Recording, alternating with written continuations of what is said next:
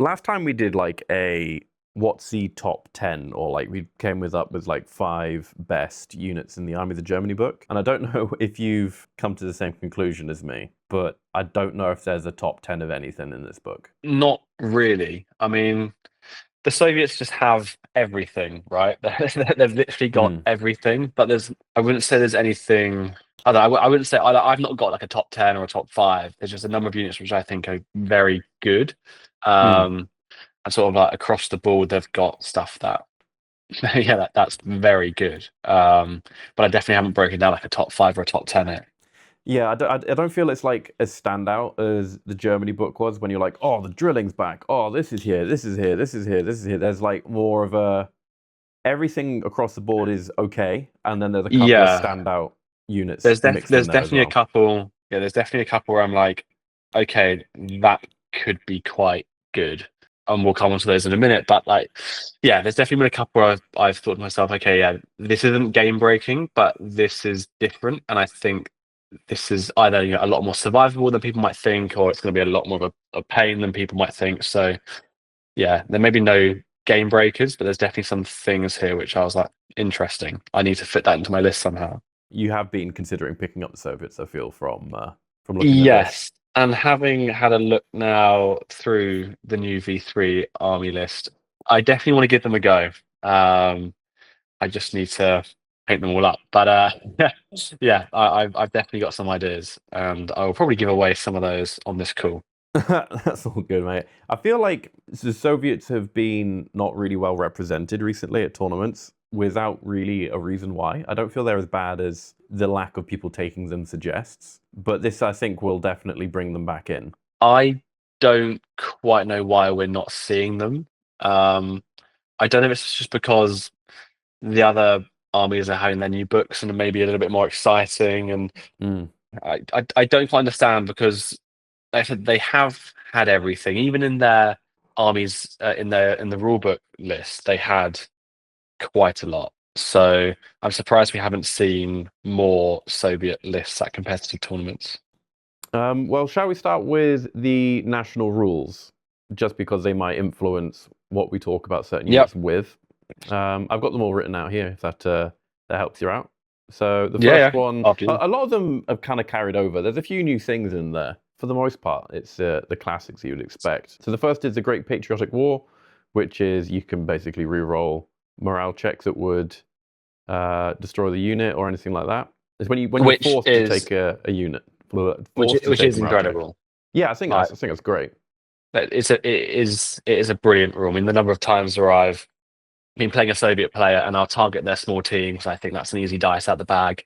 I'll take one of them out and then they will fail their first test and they'll pass their second. It's like, great, I haven't got that. And then they just run it behind line of sight blocking cover and that's it. That's that that's that dice I thought I had in the bag gone because of this rule. So Yeah, it's highly almost rate. like a half of a fanatic rule, but for free Yeah. in a way. It gives a lot of like staying power to the unit, and it's also artillery. It's not just infantry, which I think is quite nice as well. Yeah, for sure. The second is for the motherland. For every inexperienced unit that has one or more pin markers on it, it can lose 1 pin. If there is an enemy unit within 12 on a 4+, it's a bit situational, but it's nice to have, I guess. It's only Yeah. inexperienced though, so I'm not sure if I it's as good mean, as it could be. maybe plays into a thematic. If you're running a thematic Soviet inexperienced horde, this is quite a useful thing to Mm. have. But I don't know. I'm not.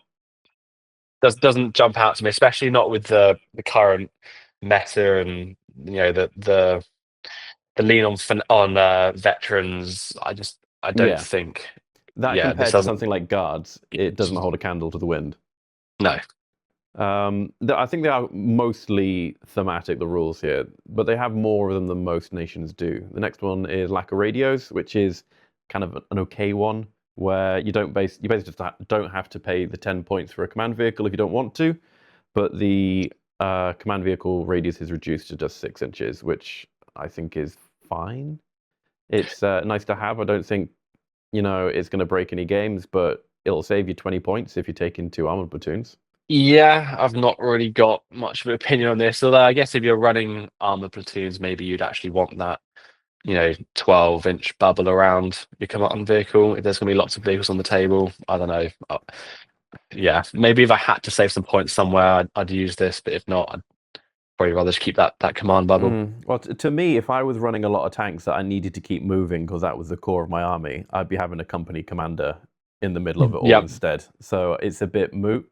It is Yeah. very thematic though. Next one is master batteries, which is you can re-roll the spread on your artillery barrage, which is kind of just another. It's fine. You're not going to see people taking artillery observers all of a sudden on the Soviets for it. No, agreed. I mean, yeah, obviously it makes it more of a damaging airstrike, but you only get one of them, so I wouldn't be running this in my list. No, I think of the two, because the next one is the flying tank, is probably slightly better. I still don't think it's going to mean people are going to be rushing out and taking air observers, but that's the one where if you roll a 4, 5, or a 6, the plane takes 5 hits to be taken down by flak cannon 3, which is quite a lot, to be fair. But Yeah, I think this may be slept on. Yeah, I think this may be slept on. I don't think it's game breaking, and I don't think. I mean, it's obviously this hasn't come close to the US being able to call in 2 no. airstrikes. But that being said, I think there could be a play for this, especially we factor in some of the units that they've got. We'll come remind me when we come to the artillery to go back to this, because I think having that observer who can then call in for artillery, there could be something there. Yeah, I think as well, people tend to take as little amount as flak as possible to get by. And then, it'll be, oh, I brought 2 autocannons, which is just enough to take down on, if you need the 3 hits, but on the 5, it's getting a little bit more dicey. Oh yeah, you're not getting 5 hits with a couple of heavy autocannons or light autocannons. That's not happening. No. And then the last one, which I think is actually quite interesting, is the commissar rule, essentially. Commissars are 15 points, just for reference. And if a unit fails a test within 6 inches of them, you don't really get a say in it. The commissar just blasts a guy, and you re-roll it, and then you have to take the second result. I think had that been order test and morale, that would have been a lot more interesting, especially with all the experienced troops. You do get the re-rolls on the morale, though. That is true. That is true. Going back to that, that is true. Yeah, I mean, it's interesting. It's also access to a cheap order dice, but it is. Yeah, it's a bit weird though, because you don't get a say in the matter. So if you're trying to put a commissar with some engineers that are kitted to the teeth in SMGs and body armor that are 20 points a model, and your commissar just starts blasting these guys off, it's not great. He's costing you more than he cost in the first place. But I think there might be a play in having one in a blob that you're trying to push forward with. You're gonna ensure that push happens. Yeah, I think again this plays more into your thematic and experience horde lists, trying to keep everything moving. And then the last one is hammer and sickle, rule-wise, which is definitely better than the Americans had, but it is still pretty bog standard overall. It's airborne, which you have to be veteran for, stubborn 1 point a model. The NKVD is fanatic for 2 points, which is overcosted as a rule, I think, fanatic in general. There might be some interesting units in the mix later down the line that can maybe benefit from it. Yeah, I think it's nice to have access to anyone, well, a lot of people being fanatic. I just roll my eyes every time I see these new books having these same 3 things. Yeah. One gets tough fighter, one gets fanatic, one gets stubborn. It's like, yeah, okay. It's nice to have, be able to apply this, but it's a little bit dry. Particularly with the naval brigade, you get tough fighter with naval brigade for 1 point a model, which isn't bad by any means, but that doesn't even feel that feels like a little add-on they put in on the end. I don't really know why the naval brigade would get tough fighter over anyone else. Yeah, my knowledge of Soviet infantry and whatnot is not particularly good, so I can't comment on how tough a fighter the naval brigade were. No, but you'd think it would be on something like Siberian dude, the guys that are proper in it. I'm not sure, but it's bog standard. It's better than the American ones do because they don't have double stubborn in there. Yeah. But they might come into play with some of the units. But those are the rules. They have a quartermaster section, like the Americans did as well. And I think the only two things of real note in there are the victory banner, which for 20 points, you can only have one of these, gives you a +1 morale bubble of 12 inches, I believe. And you can put it in a squad that has at least 2 men in it, which is nice, I guess. 20 points feels like quite a lot. Yeah, I think it's a little bit expensive, but it's kind of cool. And again, like I mean, I've got a couple of in my Soviet army painted up. I've got a couple of flag bearers, and it looks cool. But like, what again? This is just classic. The model for that comes with the rule book if you order through Warlord is a Soviet. I think it's a woman with a SMG and a flag, and it's like, okay, well. Well, the She rule, can't have yeah, she the rule can't is you have the have to take a SMG. pistol, right? Yeah, so if you take the Exactly. flag. So great model. Can't use it, but great model. And the other one is obviously the body armor, which we're probably going to talk about quite a lot because Oh yes, we'll it talk about is this. pretty spicy. I don't think it's changed at all from the rulebook version. They've reiterated in the rules they've taken from the FAQ that it does affect close combat as well. Yeah. But aside from that, it's pretty much exactly the same. You can put it on more units than you could before, but it's still 5 points, still -1 on your wounding. No? Well, yeah, but I mean, 5 points. That is an increase because it was 3 in the. Was it in 3? the. I believe it went down. It was 5 in V2. Then I think it went down to 3 in the rule book, and now it's gone back up to 5. So it's gone up in cost, which I think is still worth it. Oh, it's definitely worth it, and it needed to go up in points. If you think about it, paying 3 points on a model is what you would have done to take them from inexperienced to regular or regular to veteran. Yeah. But the benefit is let's say you're going veteran, and then with body armor, you were paying 3 points to make your person double as hard to kill. So, yeah, I think making it 5 points makes sense. Yeah, there are actually some interesting interactions with it. So you can now take them on flamethrower teams. And if you want to give regular flamethrower teams body armor to make them being wounded on a 5, it's actually cheaper to do that than it is to upgrade them to veteran. Oh, is it? Yeah. Only by a couple of points because it's a small man team. There are obviously downsides to wearing the body armor as well, and that you can't run anymore. But you're not really going to be running with flamethrowers. So no, probably not. That's something in there. But I mean, we can come to that unit later. But I would just say quickly on that point that when you fire a flamethrower, you take a pin, right? And you don't really want. If they're regular, then they've got a pin. I'd probably rather just have them veteran and pay a couple of extra points than have them regular with body armor. Or do both. But then it's getting quite expensive then, though, isn't it, for a 2-man squad? And then it's something like 77. Actually, don't quote me that, but it's expensive to have a veteran flamethrower with body armor. Just quickly going to become a 2-man pistol team. Yeah, or when their flamethrower runs out of fuel after your first shot, and you've got a 77 or something point. An expensive 2-man team that's not doing very much. But yeah, we'll cross that bridge.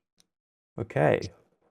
Well, that's the only two things I thought that were actually interesting in the Quartermaster's store, apart from maybe the dogs. I don't know how you feel about the dogs. Oh, these are the guard dogs. Yeah, the spotting hidden units at 24 and 12, I think, is kind of irrelevant because in the circuits we play in, no one ever uses it. But it does give you tough fighter. Yeah, looks cool. Maybe on the table having a dog in the squad. Yeah, there might be something in there. If you could do it on if the Brits could take guard dogs, that'd be crazy because you can then put all the extra dice in assault into the dog. But I don't know. It is cool. And if you do want, it's 2 points. It's half the cost of an SMG. Might be something in there. I don't know. But that's the end of the Quartermaster thing, as I was saying. The only other thing, the skis, which no one really bothers with, and the demolition charge, which is still terrible. Do you want to start us off with one of your favorite units in the book then? Well, the first unit I want to talk about is coincidentally where the book starts, and that's the officer squad. Particularly if the officer is commanding an engineer platoon, all models may be given the body armor for 5 points each. Now, where this is particularly powerful is you can also give them hammer and sickle, airborne NKVD or naval brigade. So you could take fanatic or stubborn or tough fighting officers team with body armor. I think a very good play here is to have your platoon commander in your engineer squad being a 5-man veteran unit with SMG and stubborn, and to run that up as aggressive as you would your other engineer squads. So you have an officer in the front lines who's going to be very survivable and can do more than most other infantry squads. And you wouldn't be paying any more than you would be normally anyway, because the extra men is the same cost it would be putting into a regular squad. Yeah. I don't know why more people don't actually pad out the officer squads, because you're essentially unlocking another squad within your rifle platoon, or in this case, engineer platoon. Exactly. Yeah. So yeah, I think that's something definitely to consider if you are going to run an engineer platoon, and that's definitely something which I will look to play around with. That was something I was going to bring up as well, actually, because as I said, there are a few units that can take the body armor, but the officer being one is an interesting choice for sure. Makes it so survivable. Yeah, and they can, to an extent, ignore the pins on them as well, being given the bonus to themselves. So I think that's a very, very strong unit. If I was to pick one out, the first one I would do, this is less that I think it's good, and it's more I want to point out that it's been changed for the worse, which is the tank riders. Go on. They've had a couple of little changes to them. They weren't particularly popular anyway, but there was like a niche for them. But I feel that niche has gotten a little bit worse. In the special rule of the tank rider, a couple of sections of it have changed. One is you can no longer go in a recce vehicle. And the other is now when you disembark, when the vehicle gets fired upon, the disembarking is treated as if the vehicle was immobilized, rather than it used to just be when someone shoots at the tank, everyone gets off and goes down. That does now mean that if someone shoots the tank and the tank blows up, they take the D6 hits going down rather than just getting off like they used to. Really? Yeah. So the wording is now units disembarking in this way, as in being shot at, are treated like units disembarking from a transport that has been immobilized by enemy fire. And it took a bit of digging in the rule book. But I didn't think immobilized counted as the unit needing to. No, but if a unit is immobilized, the wording of it is there's a little bit of rules as written here. Is if the vehicle is destroyed such and such and such under the immobilized section of it, then you take the hits. Interesting. That one may need to be clarified. So the wording is if a transport vehicle suffers an immobilized or on fire result, so it's immobilized, follows are below. If the transport vehicle is destroyed in the firing action, so someone's shot at the tank that you're riding on with an AT gun, it destroys the vehicle. Each unit on board immediately suffers D6 small arm hits. No saves allowed. Wow. Whereas before it was someone shoots at you, you just hop off.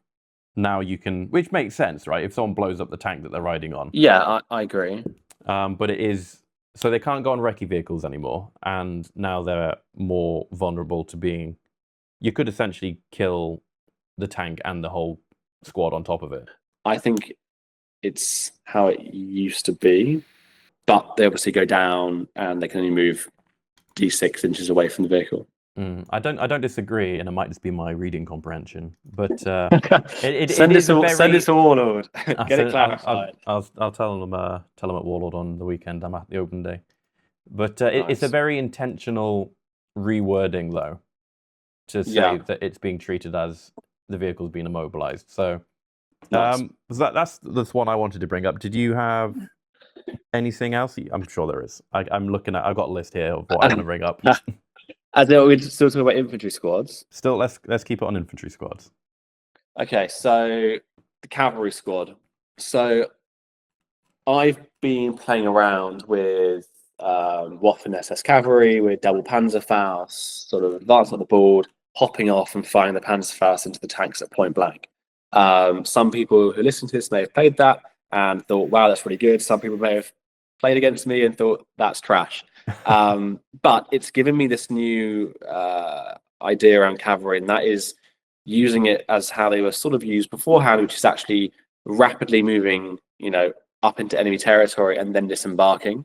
And I think here, when you can have all of your men with SMGs in these cavalry squads, now this would be expensive, but it is an idea where you have, an 8 or a 9-man veteran or 10-man regular squad riding up in cavalry, and then disembarking at the end of the 9. So like maybe like run on one turn up 18, on the next turn run another 9. Advance 9, dismount at the end of that 9-inch move, and then spray 9 SMGs, 18 shots into your opponent, not suffering the penalty for moving. You will absolutely delete units doing this, especially from outflank, or you got those 12 inches up the DZE on up the sides of the board. Yeah, and I think you can. I think this could be very powerful. It's something which I will look to play around with. Maybe if they had access to a Panzerfaust, it would be even better. But the Cossacks do. Yeah, they do indeed. We'll come to that in a moment. All right.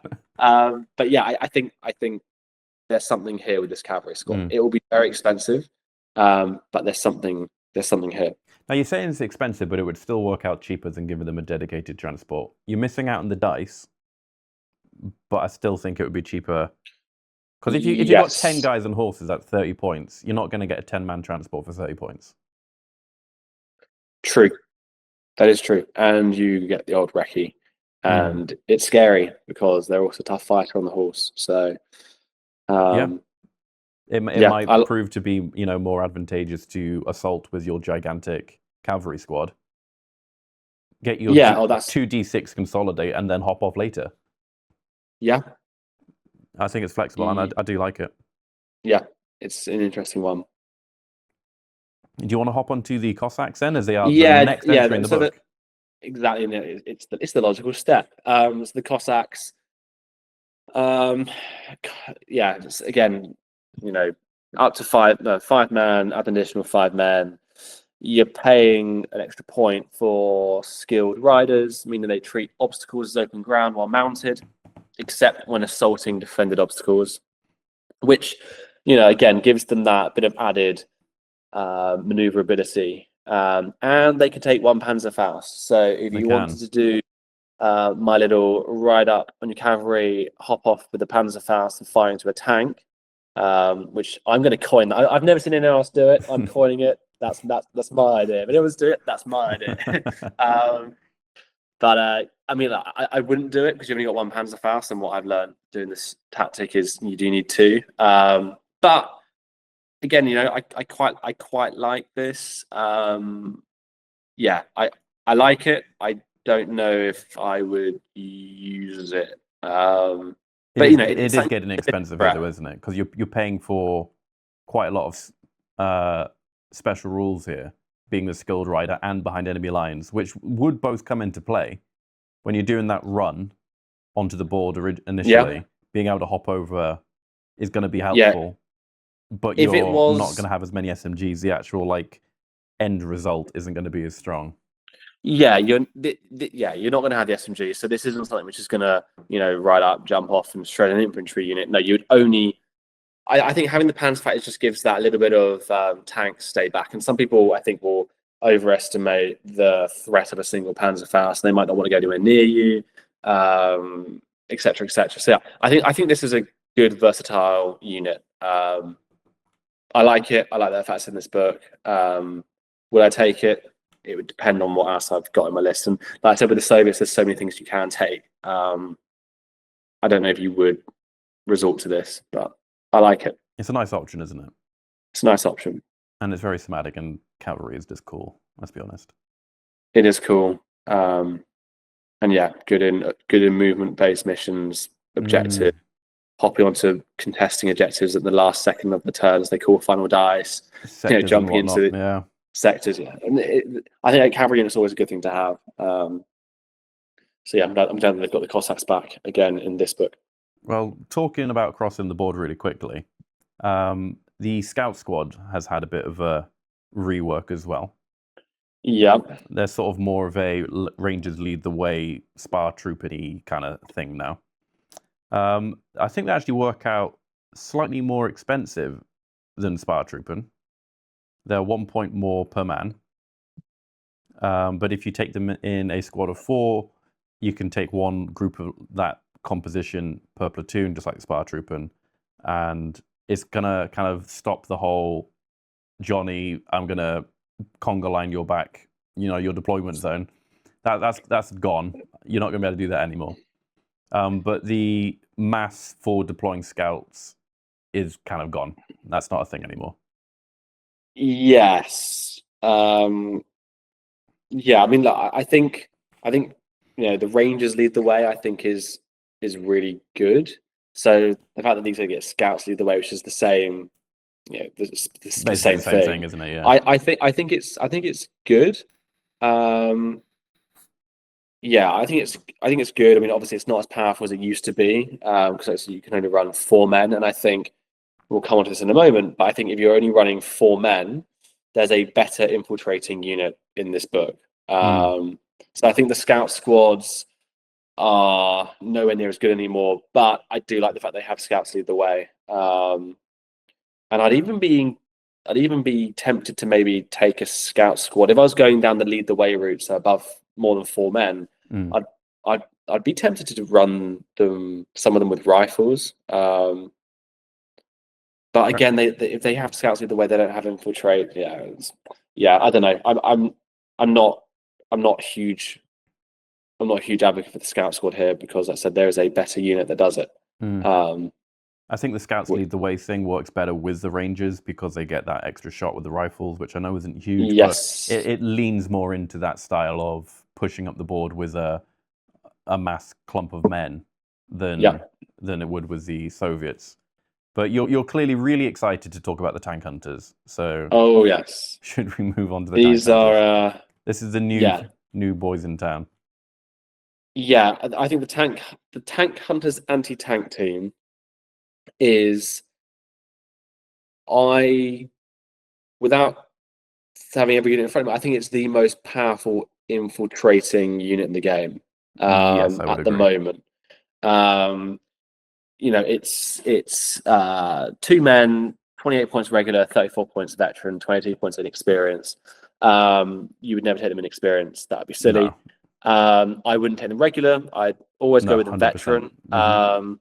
You can add up to 2 men, 17 points each if they're veteran. And any model can replace their rifle with a submachine gun for 4 points. And then the big one, in mid to late war, 1 man can have a captured Panzerfaust for 15 points.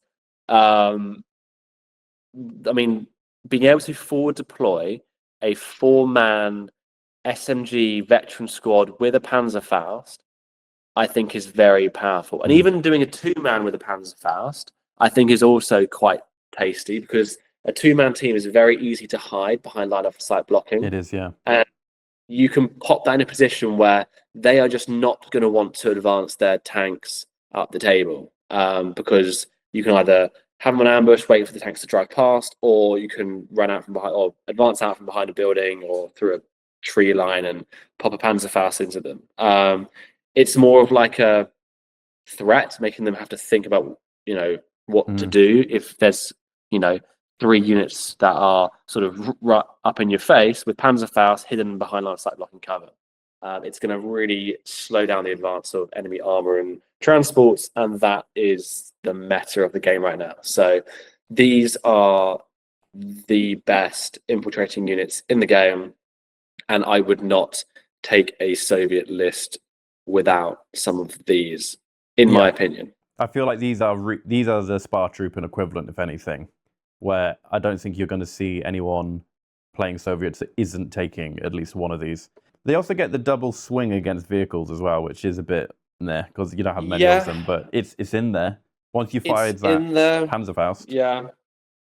It would have been nice if they had the hammer and sickle stubborn, if they could have been airborne. That would have been pretty neat. I wouldn't bother with the naval brigade because that's just because of tough fight. per fighter, and you're probably going to have them with SMGs anyway. But yeah, I love this unit. Yeah, I love this unit, and I will be using it.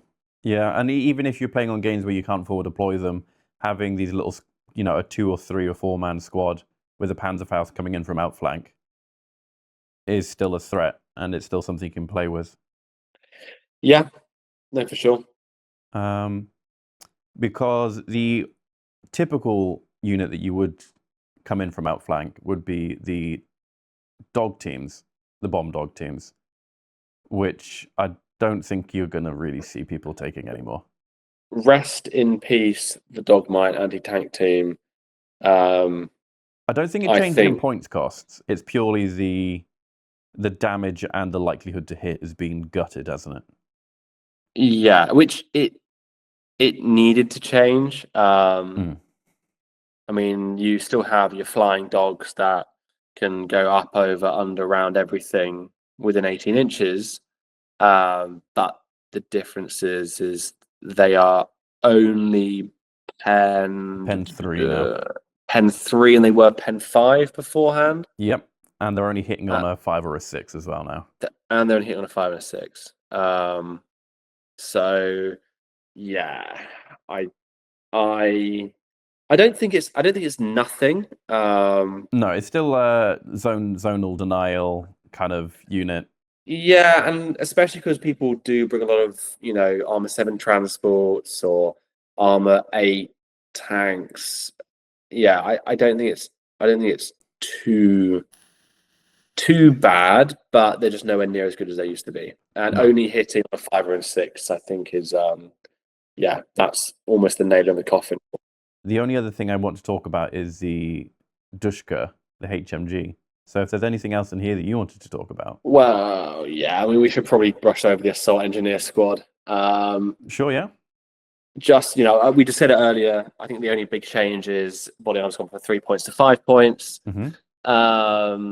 In mid to late war, 2 men can have capture Panzerfaust for 15 points each. 1 man can have a flamethrower for 30 points. 1 man can have an LMG for 15 points, and any model replace their rifle with a submachine gun for plus 4 points. 70 points for 5 men veteran, and you can add up to 6 men with rifles for 14 points each. Yeah, body armor is amazing. Stick a flamethrower in there. I just think it's worth noting that the Assault Engineer squad's still here, and they're still very good, and they're scared. But they are obviously very, very expensive, especially if you had a flamethrower in there. Would you lean more towards putting the flamethrower in the engineer squad and not taking the body armored 2-man team? I don't think I would. I would definitely rather have a flamethrower in the engineer squad. Just because if you run out of fuel, you've got a 5-man squad with a few SMGs knocking around in there, as opposed to the flamethrower squad, which has nothing. So yeah, I would still prefer to put the flamethrower in the Assault Engineer squad. But yeah, so I wanted to touch on them before we continue, because otherwise people might be like, "Well, hang on a minute, where's the body armor engineers?" Well, they're not new. In my mind, I'm thinking of what's new, whereas they're still here. But I think they are going to be quite good, just because people are. I feel the way the meta is moving is people are realizing veterans are good, and the only thing that's better than veterans is veterans in body armor. It's true. Almost to the point where you possibly can overcost yourself on some of the engineer squads if you're not careful. Because after a certain point, there's diminishing returns. They're not dying. You don't need a 8 or 9 man assault engineer squad and body armor. That's possibly beyond the balance. It's probably more around 6 or 7. 7 still possibly on the high side. I think you could get away with 5. See, I've run 5. I ran 5 at 3 good men. And what I ended up finding was, once you do lose a guy, because you will lose one of them, then suddenly it's a 4-man squad. To me, I think 6 is a sweet spot, but obviously, each to their own. But it's obviously it's a big investment. It's essentially 19 points a guy, not including the SMG. So if you do include the SMG, you're 23 points a guy, basically, for an SMG veteran with the body armor on. Oh, he's a good veteran though. Oh no, absolutely. But yeah, I know what you mean. It's expensive. It's expensive, but it depends how much you want to play into them. I've got some ideas around body armor, and I will form an opinion on this over the next few months. I think the only other thing actually to mention about the assault engineers and sort of body armor in general is you will need some form of delivery system to get them where they need to go. Yes. Yeah. Because they're capped at the 6-inch run, they are painfully slow. You don't really realize how slow it is going 6 inches until you're actually having to slog across the table on first wave, and it's turn 3, and you're where you would have normally started. Yeah, it's not ideal. But I would almost, and this may be crazy, I would almost not be against the idea of getting a truck and running the truck to where you want them to be, and then even if the truck gets blown up, they're not going to. If you're on D6 hits on a squad needing 6s to wound, they're probably going to be absolutely fine, and then just pop out the truck, brush off the pins next turn, and because they've gone up alongside their 5-man officer team in body armor who's also just shrugging off the pins. I think they're all going to be fine. Then they're where they need to be, and it's a nice cheap delivery system, but bit risky, bit of a clown car. But it's fire and forget gas truck. But anyway, you were going to say the heavy machine gun team. Yeah, the Dushka. I don't think anyone is going to be rushing out the door to get this, but it's worth mentioning that the Soviets do now have access to a infantry-based HMG. It can take the Pintle mount for 5 points to get flak. Yeah, it's 70 points, and there are armored cars with heavy machine guns, which are 70 points. So I'm not really sure. True, but this is 6 shots, not 3. True. Get the gun shield and hammer and sickle airborne, so they can be stubborn. So you've got a 4-man team. If you lose a couple of them, which will happen, you're going to be testing without pins affecting it, and you get to re-roll if you fail the first time. So I think if you do bring this, you got to bring it hammer and sickle airborne. Yeah. It could be a potential good backline holder. That's tough enough that you could put it on an objective with 4 guys in there, with stubborn, re-rolling, put an officer nearby. It isn't cheap though. It's not cheap. That's the only catch. Yeah.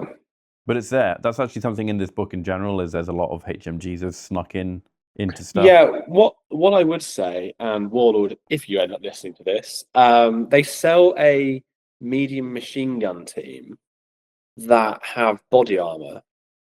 I didn't know that. That's not an option.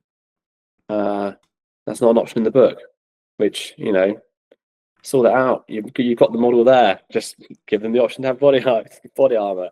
That would have been quite a neat little thing, because then you've got a backline holder. Yeah, it's only 3 men. It's only a medium machine gun. But it would have been nice if I had a backline holder that's dying on 6s, basically not dying. Put them in hardcover. It will be really hard to shift that. You're going to have to dedicate a lot of firepower to killing those 3 guys. Yeah, so I would have liked to have seen that, but oh well, it is what it is. One thing I would say is directly below the heavy machine gun team in the book is the anti-tank rifle team.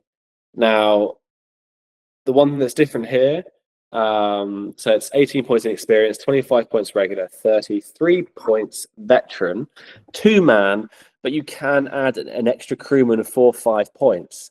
Now, bargain, because one of the things that is really annoying with an anti-tank team, a 2-man team, is like I said, you lose 1 man, then they're testing, and then they may be gone. Adding an extra crewman obviously makes that bit more survivable. But if you take the veteran, it's a 3-man veteran team. It's going to be annoying. You can always go down. They're going to be difficult to shift. And you can then add hammer and sickle, which is any of them, because I don't see it. So you can actually have them as stubborn 3-man veterans. And I think that's going to be a pain to shift. So for only 38 points... wait, that's not true. That's a lie. Be 41. No, it is. It is for 38 points. Well, yeah, it'd be 41 if you add the hammer and sickle. So 40 points for a 3-man team with an anti-tank rifle that's stubborn. I think is good. And you can bring 2 of them. It says a regimental support is one of the special rules. If an anti-tank rifle team is taken in a rifle platoon, you can add a second anti-tank rifle team in the same platoon. So yeah, I think if you're only running one rifle platoon, you can bring 2 of these, and I think they're pretty survivable. And I will probably look to bring one of these. They're also early, middle, and late. So if you're doing a thematic tournament or a game with your mates, you can bring it across any period. So yeah, I like it. It's a little bit different, and it's one like going back to what I said at the beginning of the call was, there's some units in here which they're not game breaking, but there's a little bit of a tweak to them, and you think, okay, that's actually kind of interesting.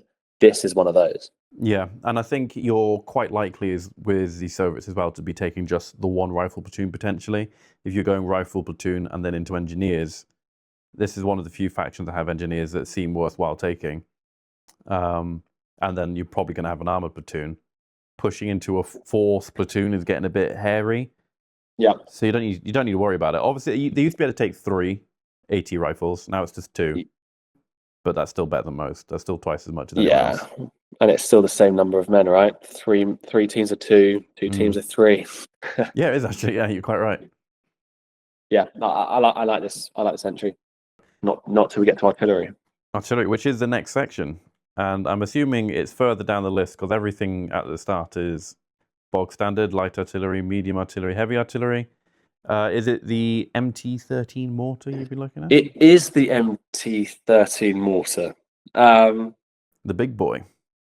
Yeah, I would need to play test this, but I mean this is a scary thing. So 70 points inexperienced, 100 points regular, 130 points veteran. It's 5 men, 1 super heavy mortar.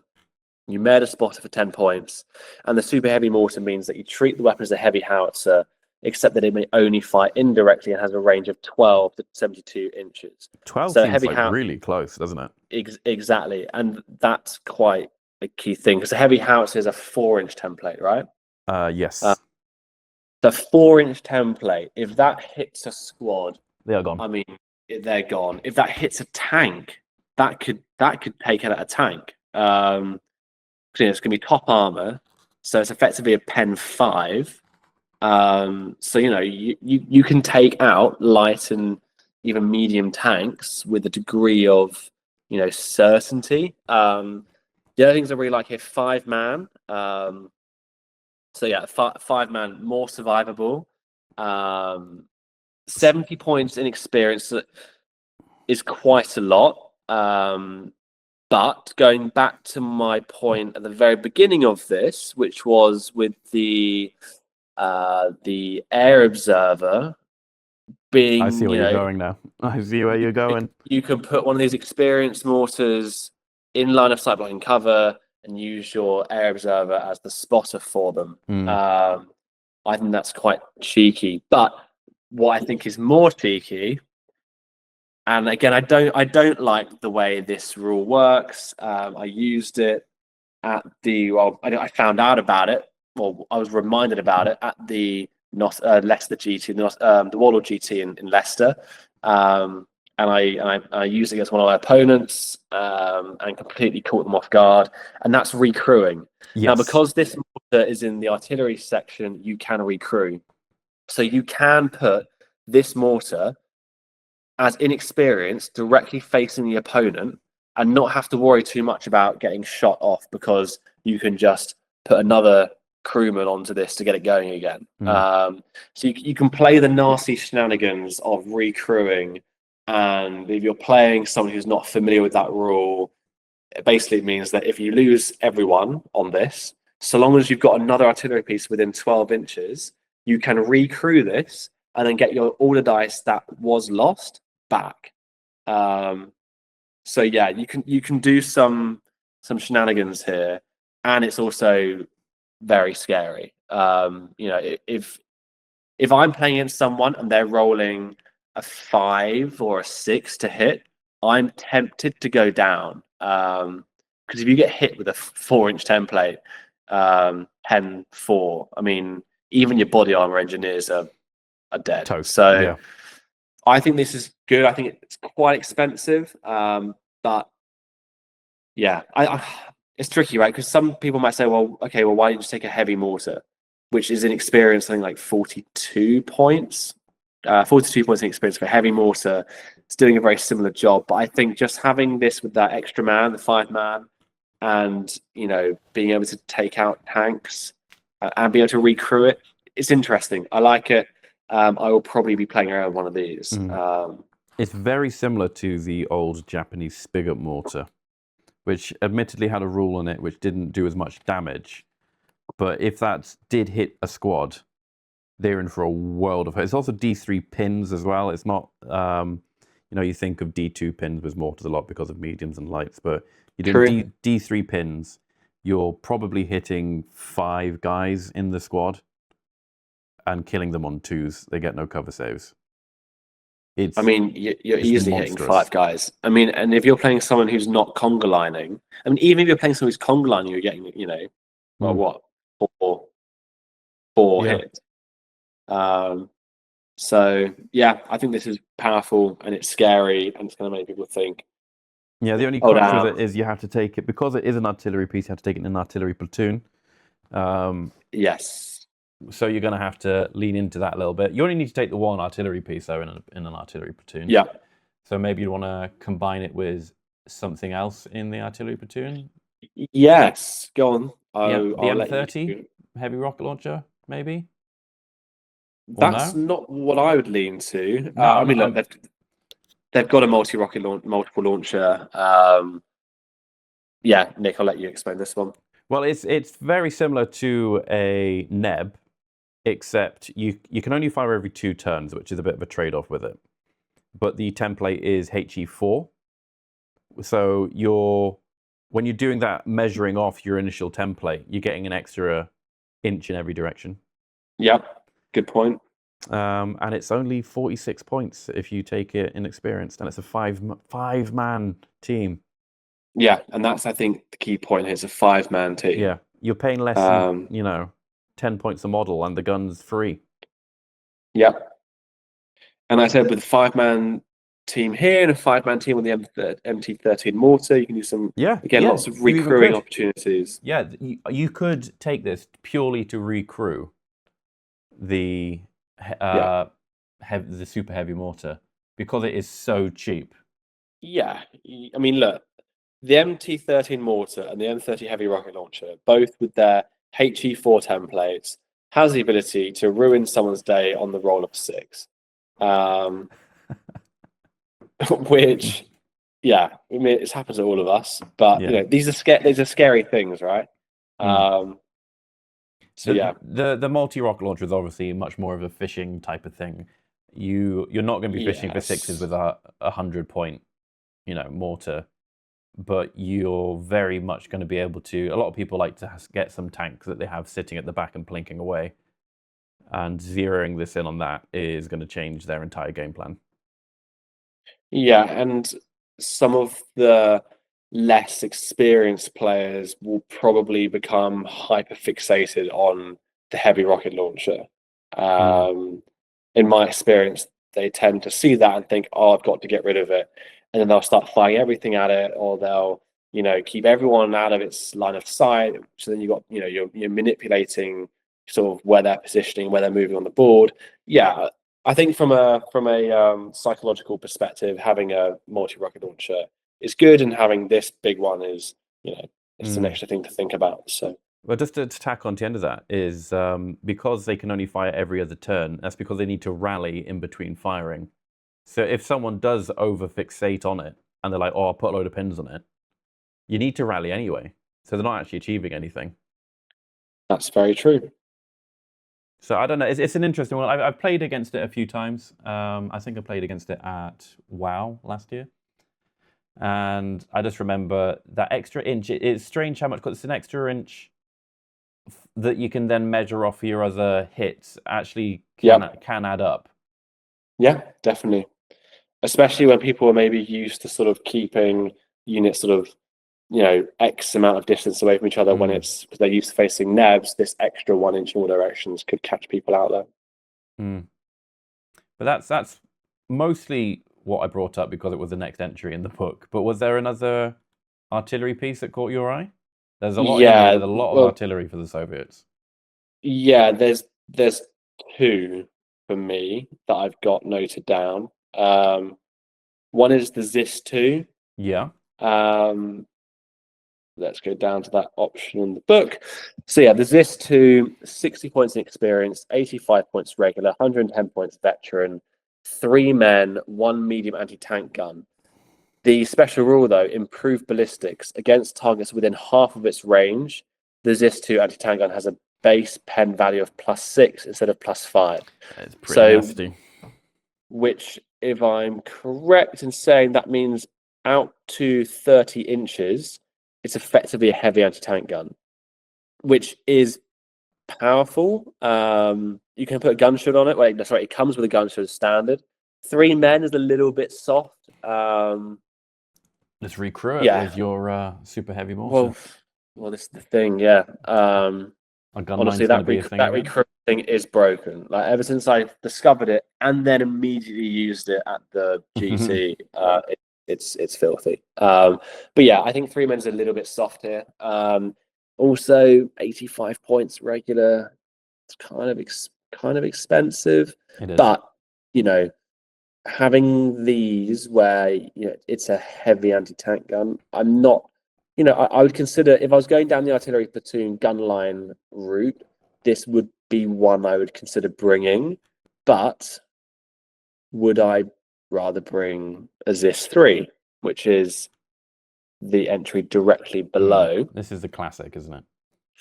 It's a classic, and it's a classic that's also got better. So for comparison, so the ZIS-3 is also a medium anti-tank gun. 60 points in experience, 85 points regular, 110 points veteran. So it's the exact same base cost, but it's a 4-man team. And one of the special rules is versatile, meaning it can also fight as a light howitzer. So it's got that increased versatility. If the enemy doesn't come with many tanks or vehicles, but they come in infantry, you can fire this as a light howitzer. But it can also be hammer and sickle airborne. So it can also have that stubborn. You can also make them stubborn. I think the ZIS-3 is better, having that extra man and the increased versatility. But I think they're both very good. Would I have one of each? I don't know. I think they're both good. And when I say they're both, I think they are two, of the best anti-tank guns in the game. Possibly second and third to the 25-pounder, potentially. But yeah, these are both very good. Can't go wrong with these. These two. The only thing I would say with the hammer and sickle is if you're going airborne, you have to take it as veteran, wouldn't you? Yeah. So it is getting costly then, isn't it? I wouldn't take this veteran. No, it's not like how it used to be. I think in V2, you used to get some gun lines that would take veteran guns because the gun shield gave you another -1 again, and you were never killing anything. But I mean, Chris, who you and I both know, he uses a lot of ZIS guns, and I think if you're a player that's of the mindset that knows how to use gun lines, they are very effective. Yeah, and again, with the meta being lots of tanks, and some people get very aggressive with those tanks, they're not going to want to be super aggressive there if they're coming within 30 inches of these. And if it's a game type where it's prepared positions and you're already sort of up to 12 inches up the board, very quickly they're going to be within range of what then becomes a heavy anti-tank gun. Hitting vehicles on 3 rather than 4, it's nasty. It is really nasty. And at that pen 6, you're probably blowing up most of what you come across on a 3. Yes. Or getting double damages. I think you're quite likely to get double damages then, really, aren't you? So yeah, I think this is good. Question, Hmm. just because I don't run anti-tank guns very often. Can you advance a medium anti-tank gun without a tow? I believe you can. I need to double check this. There used to I be a little throwaway line where I think you can, but so long as you're not going to rough ground or anything like that. Yeah. That's my belief too. So again, you know, that's also quite handy because it's got the power of a heavy anti-tank gun, but doesn't require a tow to move it around. If it starts to get raged in on by a mortar or whatever. So yeah. Yeah, because that's I think actually they're good. something Chris does quite a lot with his guns on. I seem to play sectors against him at tournaments all the time, and he'll line them up at the end of a quarter, And then at the end, that roll them Lento just over. wiggle them over, and he's they are quite hard to shift. It's surprising because you don't really want to be shooting at AT guns, because to shoot an AT gun, you got to put yourself in the position to get shot back at by an AT gun. Yeah. So you usually your mind goes, well, I want to avoid that at all costs. So it kind of gets a bit of free reign. Very table dependent though. Agreed. I would almost be inclined to, if I was going to go this route, I'd almost be inclined to really go into this and almost take 3 of them. Yeah, I think if you were going to do it, don't dip your toe and go full measure. Because with 3 of these, you can cut every channel, every line of sight down the board. Especially now there's more line of sight blocking stuff. You can, you know, those channels of view, you can lock them down, and yeah, these are good. Well, they are a mainstay. That's probably the end of the artillery guns, though. I don't think there's anything else too interesting in here. There is the A19 field gun, which has sort of versatile in the other way around, which is a medium howitzer it can be fired at, but we're talking 135 points. Heavy anti-tank gun can fire as a medium howitzer. These are getting too expensive at this point, aren't they? It's just too expensive. Talking of too expensive, tanks. There are a lot of new tanks. There's a lot of old sort of. I think they did quite a good job actually in the rule book with the classic tanks for Soviets. So they've not added too many. They've added 1, 2, 3, 4, 5, 6, 7, 8, 9, 10, 11 new tanks and armored cars. 11 brand new tanks that weren't in the rule book. By a quick count I did earlier that I might have miscounted, but you know, there's a good number of new stuff in. There's a number of them, yeah. But a lot of the ones that I would probably take were in the core rule book still. I'm not too taken by a lot of the new options. I don't know if there's anything. What's the standout tank for you? That's a new one. I don't even know if it's that good, but it's the only one that really stood out to me in any way, shape, or form is the BT5. It's not even that good. The main thing that caught my eye is the only vehicle in the whole book that has fast, which is a nice rule to have. So you do get basically a wheeled vehicle that can drive through ruins. It's 135 points for an armor 8 with a light AT gun. It's not fantastic. Yeah, it's the BT5 and BT7. Yeah, it doesn't have a hull mounted machine gun, which is a bit crap as well. I think there are better options, probably in the armored car section. There are a couple of, I think it's the BA3, the BA10, sorry, which used to be in the old book, which is a recce light AT gun, which I think is a much better tank hunting option. And it's cheaper as well, if I recall. Yeah, with the BT5 and the BT7, what I would say there is with fast, it's going to be good at getting up the board and getting into the side of enemy vehicles. But it's also good if you are running tank riders. Yeah, that is something, You can bomb it, you know, like I said earlier, you could just do a straight run, 24 inches, get your body armor guys where they need to be, and then you've got a tank, you know, immediately sort of up the table, and they might blow it up. If they don't, well, then they've got a tank that's going to be, you know, 24 inches already up the board. That could be quite scary first wave kind of thing. No one's on the board, and then at the end of the first turn, you're just dropping off a couple of squads of body armored dudes way up the board. Yeah. Again, it is something which I may play around with. Only 135 points gives you the anti-tank option, but yeah, I mean, it's not game breaking. Again, it comes back to that point where it's just something which is, okay, this could be used in an interesting way. I had two other tanks I think are worth commenting on. Not new, I don't think, but the T-26A, 65 points for I believe Armor 7 closed top, split firing, 2 MMG twin turret. 65 points, firing out 6 MMG shots, being able to split fire 3 and 3 in enclosed Armor 7.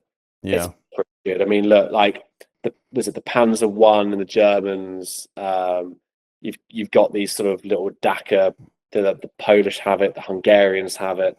These little 65 point enclosed Armor 7 Daka thing they are not to be underestimated. No. You can bam these out, and they can tank shock as well, which is quite a nice little trick you can do with them as well. Yeah, they're just annoying. They can get up point blank with enemy infantry if they don't have an anti-tank option. They're annoying, and if I wanted to be very meta, I'd probably look to put 2 or 3 of these in a list. They're just so cheap, because why wouldn't you? Yeah. Why wouldn't you? You can get away with murder with them, because your opponent's bigger tanks don't want to be wasting their one shot a turn on a little 65 point, Yeah, exactly, yeah. Little tank. Completely. And then the other one that I had down was the T-28, which was frequently used by Finnish players. It was. But the Russian one can replace the light howitzer with a light AT gun. So then what you get for 150 points, I believe, is an Armor 8 enclosed light anti-tank gun with 2 MMGs that can split fire. That's more like it. We were talking about the BAs a minute ago. You're not far off. It's only a couple more points to have all these machine guns stuck on the top of it, which can all split fire. You're pinning out in multiple directions. They are big models. They're hard to hide and get cover saves for. They're massive models. They are humongous models. But again, if you want to do something a bit different, you take a big model like that and you use it as line of sight blocking. You block roads with it. Yeah. You do all the nasty stuff. It is only early war, so if you are playing a themed game or a game where you're, factoring the periods, it's only early war. True, but at the same time, I feel this line of weaponry works really well in early war stuff. You're not going to be bumping into these bigger AT guns. It is, I say, only Armor 8. Armor 8, it's more than Armor 7. Yeah, but AT rifles are going to struggle with this. Yeah, and you can add reinforced front armor, but it has to be slow as well for 10 points. So if you want something which is an Armor 9 on the front, and it's just going to sit there and chuck out machine gun shots and a light anti-tank gun or a light howitzer, you can do that too. But yeah, that was the last tank I had. Yeah, there's not many particularly of the new options. There's none that really catch my eyes, considering that we play in a more competitive setting. There's things like the IS-3's been added, which is a really cool tank, but it's astronomically expensive. It's a lot of expensive 500 stuff, points or something, isn't it? It's here 450 points for a pintle-mounted HMG and a super heavy. No, not even a super. It's a heavy anti-tank gun. It's Armor 12 on the front, so no one's going to kill it, but it's it's too much. Yeah, and then the other thing is the Tractor Factory T-34, and it's got released in sort of Warlords. Yeah, I'm still not sold on that one, I'll be honest with you. No, I think what could be really cool is if you wanted a sort of rule of cool list, you could spam out 5 of these in a list and sort of give them that metallic unpainted look almost. I think it could look really really cool having you have these 5 chrome tanks rolling across the board. Could look pretty neat. But yeah, the special rules, I mean, we'll briefly discuss. It's 140 points inexperienced. It can only be inexperienced. Armor 9, and you have to select one of the following rules. So either no optics, which means the main gun suffers an additional -1 to hit modifier. Hastily repaired, so bad. Hastily repaired, Some knocked out T-34s were towed in to receive only the most rudimentary repairs and were then sent back out to fight. Whenever this vehicle would suffer superficial damage, it instead suffers full damage. And then factory work crew basically means that the unit must pass an order test to perform any action, even if it has no pin markers. All three of these are horrendous. So because it's inexperienced, it's already hitting at a -1. Yeah. And it then first no optics would be another -1. So that's just totally pointless to bring. It would only be okay if you got this into point blank, which don't do no optics. Hastily repaired. If it suffers superficial damage, it suffers full damage. I mean, look, it's not ideal. Think about how many times people have a weapon which will get superficial but wouldn't normally pen. I'm thinking heavy autocannons on this. Yeah, it's that kind of stuff. Light AT guns at long range.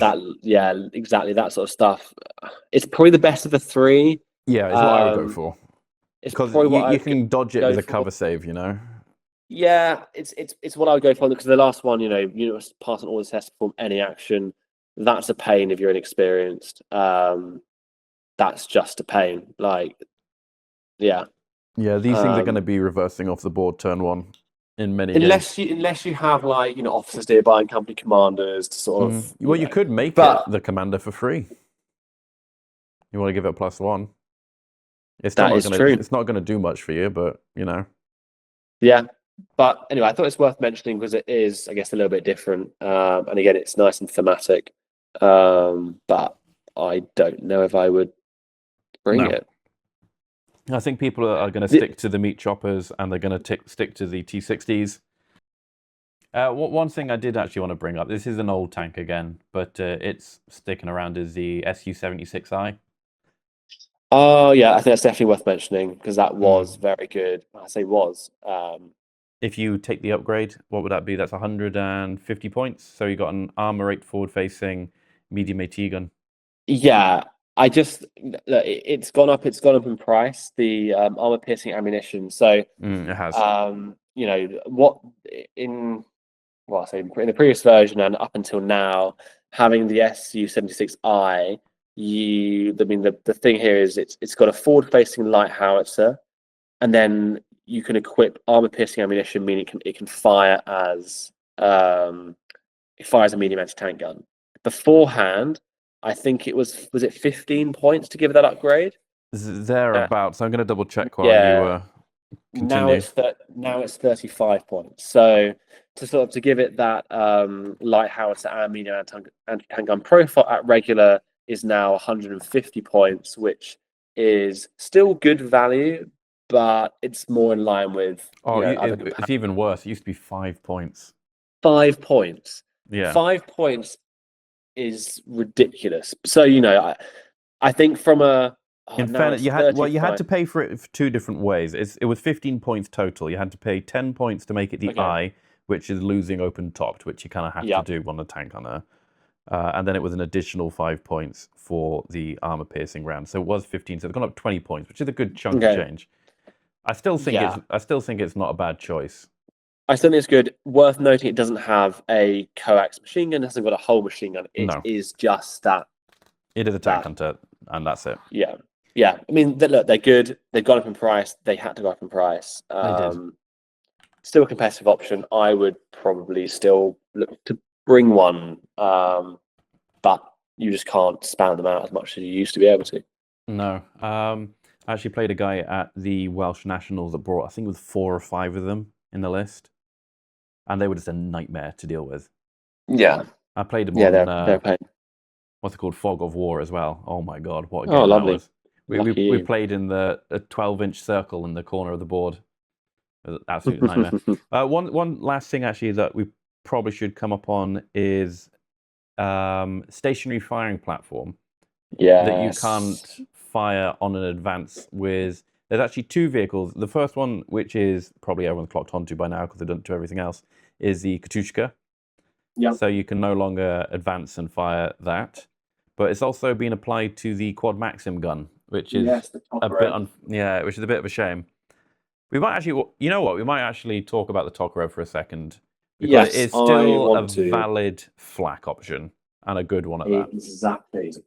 It's what? How much is it? 60 points? 65 points? 55 points regular. Let's say 55. 55. Yeah, I mean, look, if you're not bringing your own air observer, I would be very inclined to bring one or two of these that you can just simply put in your back line to basically mean that people's planes aren't coming in. If they decide to bring them. Two's expensive. Now, hang on a minute. Two feels like a lot. But the reason I say two is because if you're playing a game mode where there's prep bombardment and you want to have it on the table on that first turn, because otherwise their airstrike is going to come in at the beginning of the spot. Will probably come at the beginning of the second. I think you want to have it on the table, but if you lose it immediately, then that's your air defense gone. Maybe two is a bit much. I would definitely bring one. If I'm bringing armor platoon and I've got the space, I would definitely bring one, because I guess the other thing you can do with it, let's say right at the end of the obviously it's stationary platform, but maybe at the end of the turn they've got a unit that's just sitting in the open, or maybe you have to try and shoot something off an objective. You last dice, you drive this out, and you park it in a position where hopefully you get the first dice on the next turn, and then you can maybe trade dice for dice. But having it for the anti-air, I think, is well worth it for 55 Much more reliable than, I'll take two heavy autocannons. And it's the 360-degree firing. It's counted, I don't know what it was in the previous version, but it's counted now as a single turret with 4 MMGs, so it's 360. Yeah, that comes into Lend-Lease. There's not really much I want to talk about here. The M3 Stuart, they don't have the DACA version. They have access to the Lee. I think the Lee is a good tank. Yeah, it is. They've got access to the meat chopper, the M16, M17, multiple gun motor carriage, 125 points regular, 1 turret mounting 4 HMGs. So going back to the whole flak anti-air, have one of these. That can move and shoot as well. This can move and shoot, which, I mean, hopefully. Well, I say hopefully they don't get rid of the ability there, because I've got 2 unpainted meat choppers in front of me, and I'd be rather annoyed if they did get rid of that. But yeah, this is it's a monster. 125 points. It's good. But yeah, that is the Armies of Soviet Russia. That is everything I wanted to talk about. Yeah, I think we've covered a lot of the main stuff. Summary thoughts on Soviet Union? I'm hoping people are going to start playing them now. I think they're a viable faction.